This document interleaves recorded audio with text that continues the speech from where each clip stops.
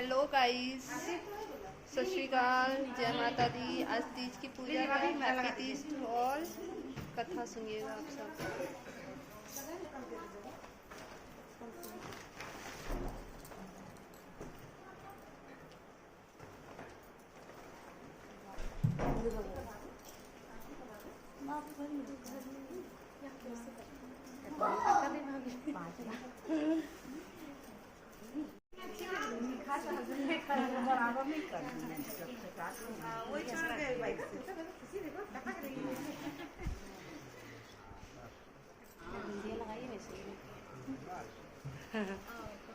मेरा तो पूरा मोटा कर लास्ट चला आ जा नानू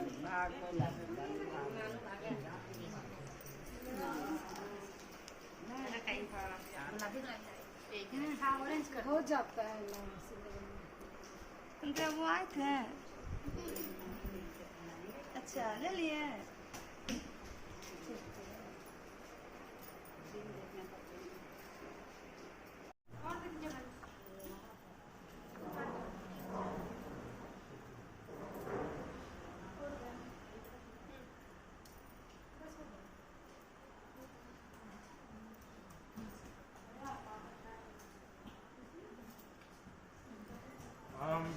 विष्णु श्रीमद्भागवतो अद्य ब्राह्मणो द्वितीयोऽध्याये श्री श्रीतः 12 कल्पे 12 मंत्रे अष्टादशे कलियुगे कलि प्रथम चरणे मासानां मासोत्तमे भादो मासे शुक्लपक्षे द्विजेनः भौमारश्च सकल पद्रव गृह गोपाल सकल मनोरथ सिद्धि हेतु च श्री शिव देवतः पूजनम विधानम संकल्प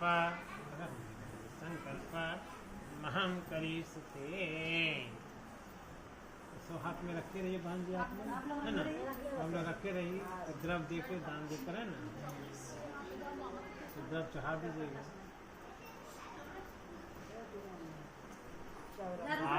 देवी सर्वसी सर्वदिव्यां संस्कृति सत्यां पूजिते दर्शना भव पार्वती शिवे शिवप्रिय देवी मंगले च जगन्मये शिवे कल्याण प्रिय देवी शिवरूपे नमस्तुते शिवाय सततं नमः। शिवप्रतिदां नित्यं परम रते गृहतां वरदानं करोमि। श्रृंगार का समान समझा में श्री शिव देवता नमः।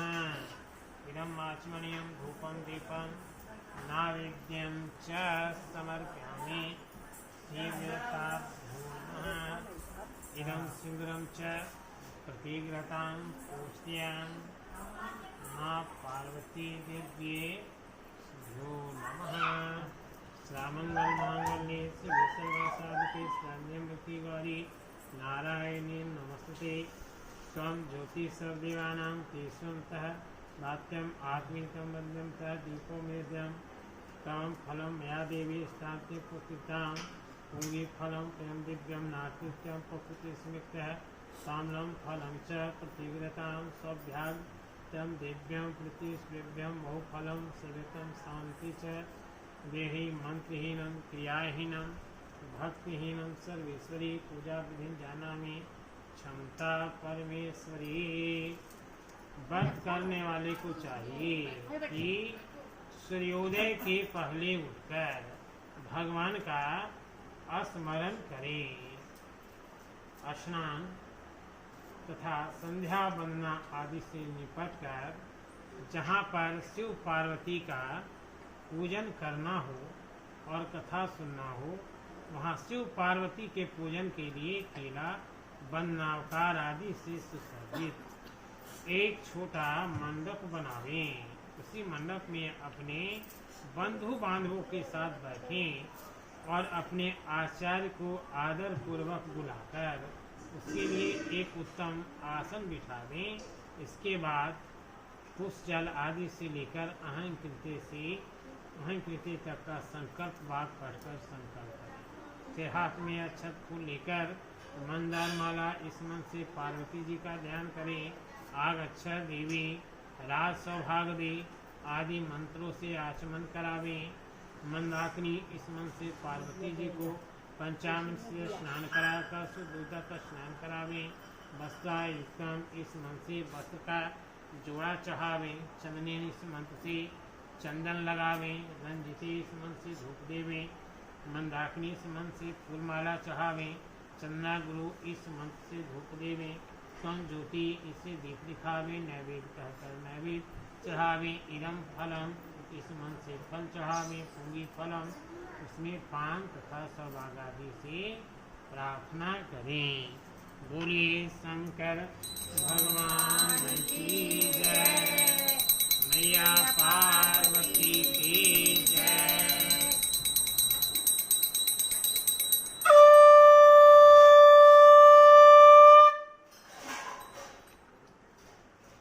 हरिताल का व्रत कथा।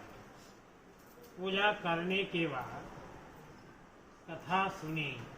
तो जी कहते हैं कि मंदार की माला से जिन पार्वती जी के केस पास अलंकृत हैं और मुंडों की माला से शिव जी जटा अलंकृत है, जो पार्वती जी दिव्य सुंदर वस्त्रों को धारण किए हुए हैं, शिव जी दिगंबर अर्थात वस्त्रहीन हैं, ऐसी पार्वती तथा शिव जी के आगे मैं नमन करता हूँ।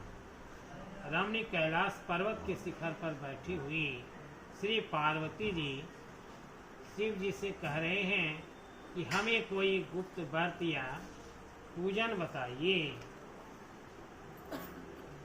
जो सब धर्मों में सरल हो, जिसमें परिश्रम भी कम करना पड़े लेकिन फल अधिक मिले। हे नाथ, यदि आप मुझ पर प्रसन्न हैं तो यह विधान मुझे बताइए। हे प्रभु, किस तप, व्रत या दान से आदि मध्य और अंत रहित आप जैसे महाप्रभु हमको प्राप्त हुए हैं। माता पार्वती शिव जी से पूछ रही है कि मैंने कौन सा ऐसा दान दिया, मैंने ऐसा कौन सा पुण्य काम किया जिससे आप आदि अनंत हमें प्राप्त हुए हैं। शिव जी बोले, हे देवी सुनो, मैं तुम्हें एक उत्तम व्रत को सुनाता हूँ, जो व्रत सर्वत्र मेरा और तुम्हारा है। यह तीनों लोकों में गोपनीय है, जैसे नक्षत्रों में चंद्रमा, वर्णों में सूर्य, ग्रहों में सूर्य, वर्णों में ब्राह्मण, देवताओं में विष्णु भगवान, नदियों में गंगा, पुराणों में महाभारत, वेदों में सामवेद और इंद्रियों में मन श्रेष्ठ होता है। सब पुराणों और स्मृतियों में जिस तरह कहा गया है, मैं तुम्हें एक प्राचीन कथा सुनाता हूँ, तुम ध्यान से सुनो। जिस व्रत के प्रभाव से मेरा आधा आसन तुमने प्राप्त किया है। शंकर भगवान माता पार्वती से कहती है कि जो तुम्हारी अर्धांगिनी बनी हो, मैं तुम्हें वही बताऊंगा, क्योंकि तुम मेरी प्रियतमा हो, सबसे प्रिय हो। भादो महीने की हस्ता नक्षत्र से युक्त शुक्ल तृतीया तिथि को उसका अनुष्ठान मात्र करने से स्त्रियां सब पापों से मुक्त हो जाती है। शिव जी कहते हैं कि आज का दिन भादो महीने के शुक्ल पक्ष का तृतीया तिथि है। आज के दिन जो नारियां उपवास करती है, शिव पार्वती की आराधना करती है, उसके अनुष्ठान करने से ही उसके सभी पापों से मुक्ति मिल जाती है। हे देवी, इसमें आज के बहुत दिन पहले हिमालय पर्वत पर इस व्रत को किया था, वह वृत्तांत मैं तुम्हें कहूँगा। पार्वती ने पूछा, हे नाथ, मैं आप ही के मुख से सुनना चाहती हूँ। शिव जी कहते हैं कि भारतवर्ष के उत्तर की ओर एक बड़ा भारी जंगल है। वह पर्वतों में श्रेष्ठ हिमवान हिमालय नामक पर्वत है। उसके आसपास तरह तरह की भूमियां हैं, तरह तरह के वृक्ष उस पर लगे हुए हैं। नाना प्रकार के पक्षी और अनेक प्रकार के पशु उस पर निवास करते हैं। वहां पहुंचकर गंधर्वों के साथ बहुत से देवता, सिद्धचारण और पक्षीगण सर्वदा प्रसन्न से विचरती हैं। वहाँ गंधर्वों का गायन होता है, अप्सराएं नाचती हैं। सब पर्वतराज के कितने ही शिखर ऐसे हैं कि जिनमें सफाटिक रत्न और बैदुल मणि की अनेक खानी हैं। यह पर्वत ऊंचा तो इतना अधिक है कि मित्र के घर की तरह समझकर आकाश का स्पर्श किए रहता है। उसकी समस्त शिखर सदैव हिम से आशांचित रहती है और गंगा की जल ध्वनि सदा सुनाई देती रहती है। हे पार्वती, तुमने बाल काल में इसी पर्वत पर तपस्या की थी। 12 वर्ष तक तुम उल्टी टंगी रही। 64 वर्ष तक सूखे पत्ते खाकर रही। माघ महीने में तुम जल में बैठी रहती और बैसाख की दोपहरिया में चारों तरफ से अग्नि जलाकर पंचाग्नि जलाकर रहती थी। श्रावण के महीने में जब जल बरसता था तो तुम भूखी प्यासी जल रहकर मैदान में बैठी रहती थी। तुम्हारे पिता इस तरह के कष्ट सहन को देखकर बहुत दुखी होते थे। वे विचार कर रहे थे कि मैं अपनी कन्या का विवाह किसके साथ करूंगा। कुछ दिन पश्चात पार्वती के पिता के घर में, हिमवान के घर में नारद जी आए।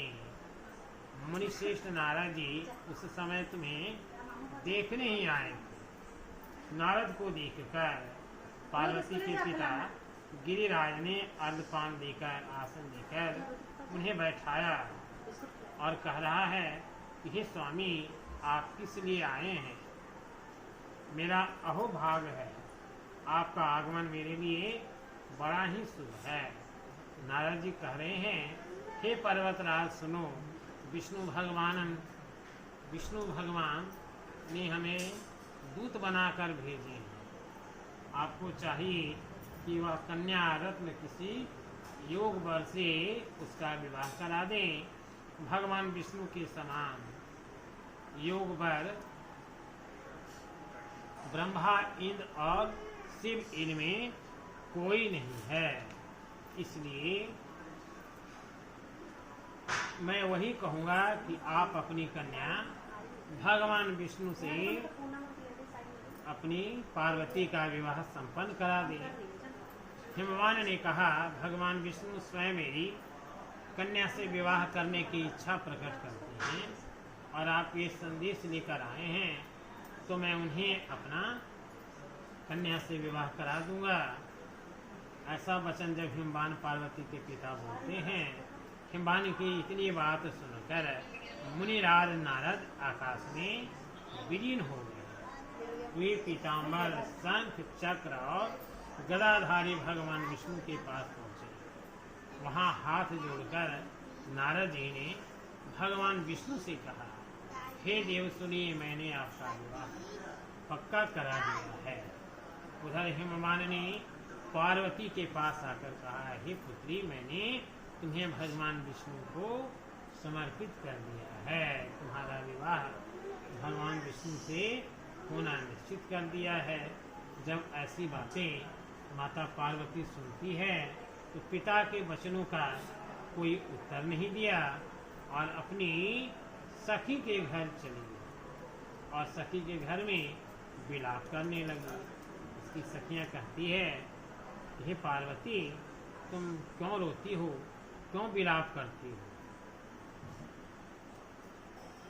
तब माता पार्वती कहती है कि मैंने अगले जन्म से ही शिव जी को अपना पति के रूप में देखने की अभिलाषा रखती हूँ।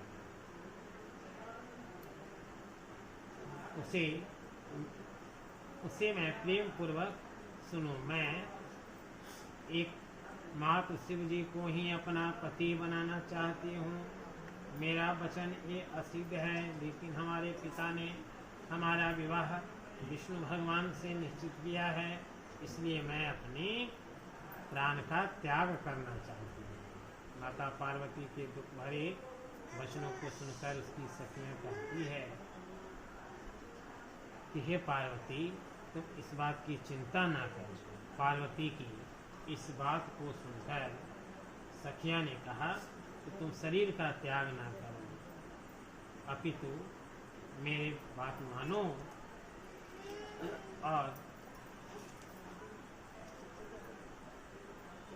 और मेरी यह सलाह है कि तुम हमारे साथ ऐसे वन में प्रस्थान करो जिसके विषय में तुम्हारे पिता अनभिज्ञ रहे।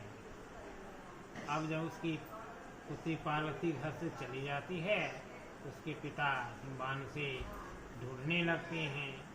हिमवान, तुम्हारे पिता ने प्रत्येक घर में ढूंढा, जब नहीं मिला तो वे सोचने लगे कि कौन देवता या दानव ने मेरी प्रिय पुत्री को हर ले लिया है। उन्हें मन में ऐसी भावना भी आने लगी कि मैंने नारद जी से कहा था, प्रतिज्ञा की थी कि मैं अपनी पुत्री का विवाह विष्णु भगवान से कराऊंगा। इस प्रकार सोचते सोचते हिमवान मूर्छित हो गए। हिमवान को मूर्छित देखकर गांववासी कहने लगे कि आप क्यों मूर्छित हो गए थे? अब हिमवान पार्वती के पिता कहते हैं कि आप लोग मेरी मूर्छा का कारण नहीं जाने तो अच्छा रहे। हिमवान ने कहा, आप लोग मेरे दुख का कारण नहीं जाने, न जाने कौन मेरी प्रिय पुत्री का अपहरण कर लिया है। अगर ऐसा नहीं हुआ हो तो किसी काले सांप के काटे जाने की शिकार हो गई होगी, या से व्याध ने उसे ग्रसित कर लिया। मेरी बेटी कहाँ चली गई? इस प्रकार विषाद हो रोने लगे। इसके बाद हिमवान पार्वती के पिता ने उन्हें प्रत्येक वन में ढूंढा। वन में भी सिंह, भालू आदि हिंसक जंतुओं में बड़ा भयानक वन में रहता है। से अब माता पार्वती क्या करती है कि उस बिहड़ वन में सखी के साथ उस भयानक वन में चलती हुई ऐसे जगह जा पहुंची जहां एक नदी बह रही थी। उसके रमणीक तट पर एक बड़ी कंदरा थी। तुमने उसी कंदरा में आश्रम स्थापित कर दिया और बालुका की प्रतिमा बनाकर अपनी सखी के साथ निराहार रहकर शिव जी की आराधना में माता पार्वती लीन हो गई। वह भादो महीने के हस्ते नक्षत्र तृतीया तिथि आज ही का दिन था। उस दिन माता पार्वती ने शिव जी का सर्वाधिक सच्चे हृदय से विधिवत पूजन किया। रात भर गीत आदि से शिव जी को प्रसन्न कर दिया। उस समय शंकर भगवान शिव जी कैलाश पर्वत पर विराजमान थे। उसी समय उनका आसन डूब गया। से मैं तत्काल उस स्थान पर जा पहुंचा जहां तुम अपनी सखी के साथ रहती थी।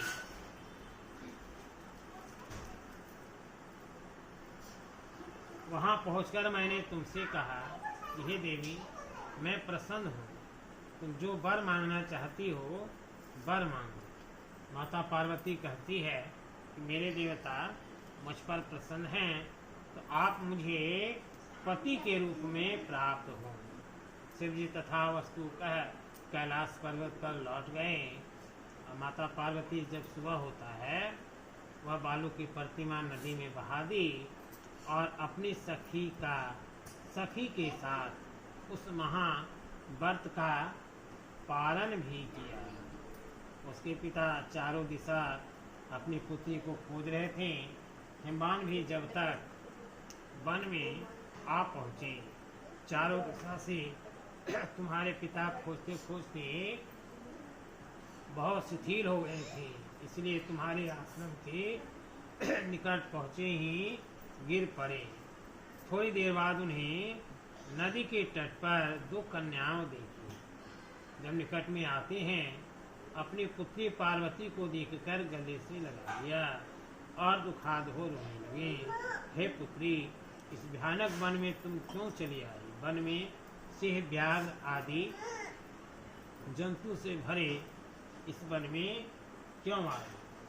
माता पार्वती कह रही है कि आपने मेरा विवाह विष्णु भगवान से कराना निश्चित कर दिया था। मैं अगले जन्म से ही शिव जी को अपने पति मान चुकी हूँ। हिमवान ने संतावना दी कि हे पुत्री, मैं तुम्हारी इच्छा के विरुद्ध कुछ ना करूँगा। तुम्हें अपने साथ माता पार्वती को हिमवान अपने घर ले आते हैं और शिव और पार्वती का विवाह संपन्न हो गया। इसी से तुम हमारी अर्धांगिनी हो गई। तब से आज तक किसी के सामने मुझे यह व्रत प्रकट करने का अवसर नहीं प्राप्त हुआ। हे देवी, मैं यह बताता हूँ कि इस व्रत को हरिताल का नाम क्यों पड़ा। तुम्हारी सखियाँ तुम्हें हर कर ले गई थी, इसलिए इसे हरिताल का व्रत कहते हैं। इस पर पार्वती ने कहा कि सभी आपने नाम तो बताया, अब विधि भी बताई। इसका क्या पुण्य है, क्या फल है, यह व्रत कौन कर सकता है? तब से शिव जी पार्वती से कहते हैं, हे देवी, स्त्री जाति की भलाई के लिए मैं यह बताता हूँ कि वे स्त्रियाँ जो अपना सौभाग्य को सदा सौभाग्यवती अखंडित देखना चाहती है, विधि पूर्वक हरिताल का व्रत को करें। पहले कदली के स्तंभ आदि से सुशोभित कर सुंदर मंडप बनावे। उसमें रंग बिरंग के रेशमी कपड़ों से चंदनाकार आदि कर सजावे। वंदना आदि सुगंधित द्रव्यों से वह मंडप जीते। फिर शंख, भेरी, मृदंग आदि बजाते हुए बहुत से लोग एकत्रित होकर तरह तरह के मंगलाचार कर शिव और पार्वती की आराधना करते हुए मंडप में पार्वती तथा शिव की प्रतिमा स्थापित करें। उस रोज दिन भर उपवास कर बहुत से सुगंधित फल, गंध और मनोहर धूप, नाना प्रकार के नैवेद्य आदि एकत्र कर शिव और पार्वती की पूजा करें। ऊपर बताई गई सामग्री के अतिरिक्त नारियल, सुपारी, जमीरी, नींबू, लौंग, अनार, नारंगी आदि जो भी फल प्राप्त हो उसे खासतौर से रखें। ऋतु फल में जो फल तथा फूल मिल सके उन्हें विशेषकर रखें। फिर धूप, दीप आदि से निम्नलिखित मंत्रों का उच्चारण कर पूजन करें। इसके बाद शिवाय शिव रूपी यहाँ से लेके कृष्णा भवः पार्वती के मंत्रों का उच्चारण करें। इसका अर्थ है, हे शिवे, शिव रूपी, हे मंगले, सब कर्मों को फल देने वाली देव, हे माता पार्वती, हमारे धर्म की रक्षा करें। हे शिव रूपी, आपको नमस्कार है। हे शिवे, आपको सर्वदा नमस्कार है।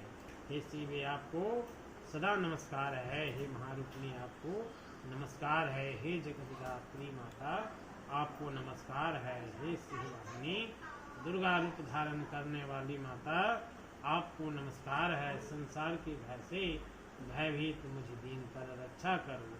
इस कामना की पूर्ति के लिए मैंने आपकी पूजा और आराधना की है।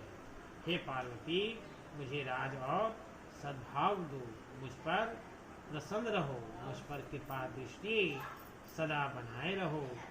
आदि से शिव पार्वती की पूजा करें।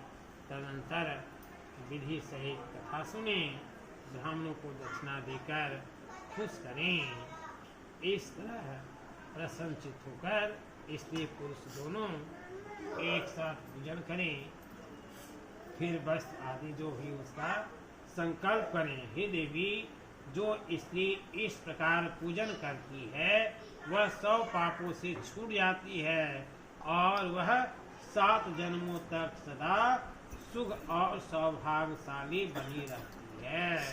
जो स्त्री तृतीया तिथि के दिन अन्न का भक्षण करती है वह नारी सदा दुखार नारी कहलाती है।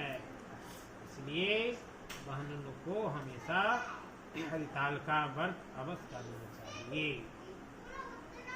तीज को अन्न खाने से, सुकरी फल खाने से, बंदरिया जल पीने से, जो दूध पीने से, सापेन मांसाहार खाने से, बाघिन दही खाने से, बिल्ली मिठाई खाने से, चिट्टी और सब खाने से मक्खी भी जन्म में आती है, अगले जन्म लेती है।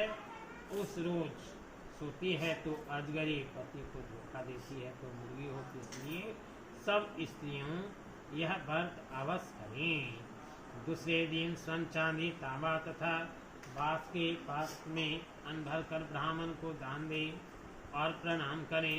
जो स्त्रियां इस प्रकार व्रत करती है वह शिव जी के समान पति पाती है और वह 7 जन्मों तक सदा सौभाग्यवती बनी रहती है और उसे शिव जी के समान पति मिलता है और मरने की अवस्था में उसका शरीर माँ पार्वती के सदृश हो जाता है। इस हरिताल का व्रत की कथा मात्र सुन लेने से प्राणी को 1000 अश्वमेध और सैकड़ों वाजपेयी यज्ञ करने का फल प्राप्त होता है। हे देवी, मैंने इन सब व्रतों में उत्तम व्रत बताया जिसके करने से प्राणी सब पापों से मुक्त हो जाता है।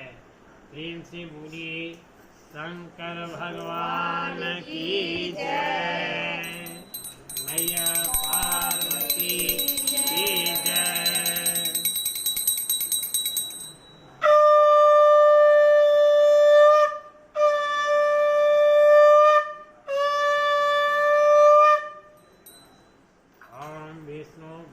श्रीमद्भागवतो आदि ब्राह्मणो द्वितीयो प्रादे श्री श्वेता 12 कल्पे वैवस्मंत्रे अष्टाविधे कलिजुगे कलि प्रथम चरणे मासा नमः मास सूतमे भादो मासे शुक्ल पक्षे दिन भम भारत सकल भद्रा गृह गोपाल सकल मनोरथ सिद्धि हेतु च हरिताल का व्रत कथायां संकल्प महम करिष्ये।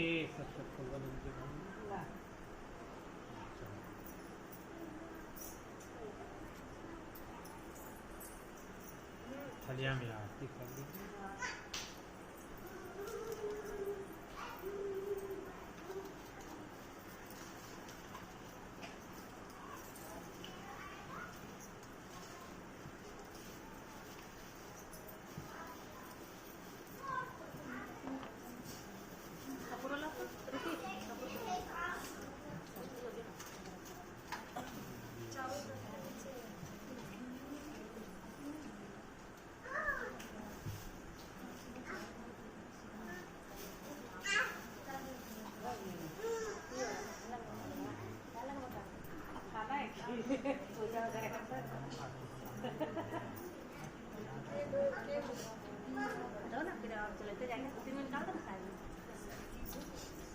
पूरा कैमरा तो आज पड़े बड़ी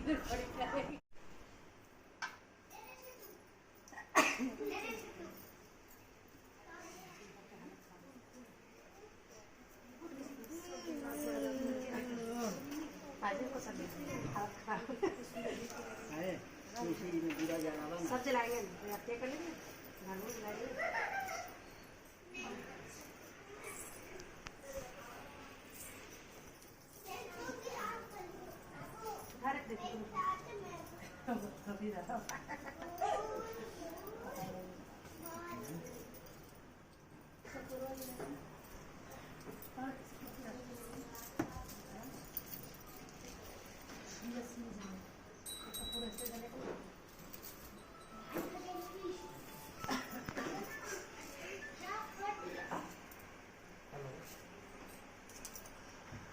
हाँ भैया आ रहे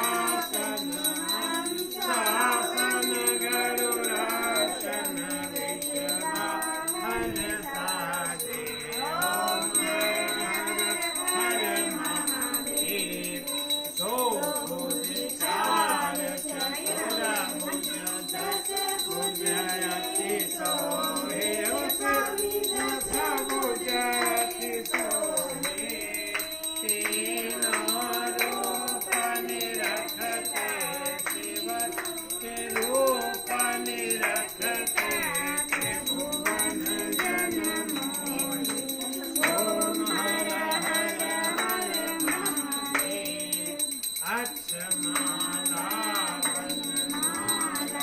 मुंडमाला धारी मुंडमाला धारी त्रिपुरारी कंसारी त्रिपुरारी कंसारी करमाला धारी ओम हर हर महादेव श्वेतांबर पीतांबर शिव बागंबर नंदी शनिकादिक ब्रह्मादिक शनिकादिक ब्रह्मादिक भूतादिक संगी ओम हर हर महादेव करमध्य सुखमंडल चक्र त्रिशूलधारी शिव चक्र त्रिशूलधारी सुखकारी दुखारी सुखकारी दुखारी जगपालनकारी ओम हर हर महादेव ब्रह्मा विष्णु सदा शिव जानत अविवेका शिव जानत अविवेका प्रणवाक्षर में शोभित प्रणवाक्षर में शोभित है तीनों एका ओम हर हर हर महादेव त्रिगुण स्वामी जी की आरती नर गावे हो शिव जो कोई नर गावे कहत शिवानंद स्वामी कहत मनवांछित फल पावे ओम हर हर हर महादेव ओम जय शिव ओंकार भज शिव ओंकार हो मन रट शिव ओंकार हो शिवरा ते मतवाला हो शिवा पीते मन प्राणा ब्रह्मा विष्णु सदा शिव ब्रह्मा विष्णु सदा शिव ओम जय हर हर महादेव हर हर महादेव जय पार्वती जय